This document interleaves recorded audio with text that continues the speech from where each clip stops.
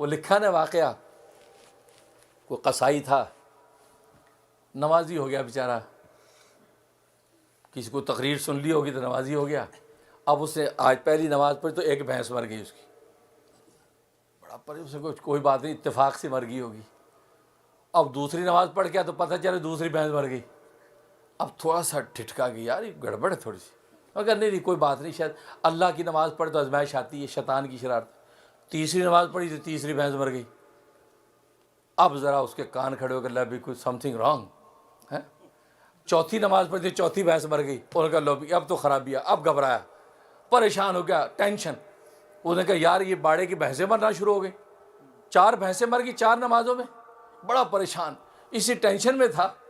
تو ظاہر ہے کہ وہ بھینسوں کے ساتھ بھیڑ بکریاں بھی تھیں، ایک لیلا بھی تھا بیچارہ، وہ بھی. اب وہ 4 بھینسیں جب مر گئیں تو سناٹا ہو گیا نا، وہ بور ہونے لگا لیلا. اب لیلا بے بے کرنے لگا. اب یہ پہلے سڑا ہوا تھا تو غصے سے اس کو دیکھتا ہے، کہا کہ کم بخت چپ ہو جا، تو وضو کا بھی نہیں ہے، وضو کرو گا تو ٹائم ہو جائے گا. انہوں نے تو پوری نماز لی تھی، کم بخت چپ ہو جا، تو وضو کا بھی نہیں ہے، تو وضو کرو گا تو ٹائم. تو بات وہی ہے، تو آزمائش آتی. تو حقیقت ہماری حالت یہ ہے کہ 2 دن نماز پڑھے 4 روزے رکھتے، اللہ میاں بات پوری نہیں ہوئی ابھی تک. تہجد پڑھتے پڑھتے 1 ہفتہ ہو گیا، 1 ہفتہ، اللہ میاں ابھی تک دعائیں قبول نہیں ہوئی. ہمیں آ کے لڑتے ہیں کہ مفتی صاحب کیا بات ہے، اللہ میاں کو چاہیے ہمیں اپریشیٹ کرے نا. ہم کمزور لگے، اپریشیشن بھی کچھ چیز ہے. ہمیں اللہ میاں ذرا تو اچھا ہے، ہم 1 نماز پڑھے تو اللہ میاں تھوڑا کھلا انعام دے دے تو ہم اور نماز پڑھیں گے.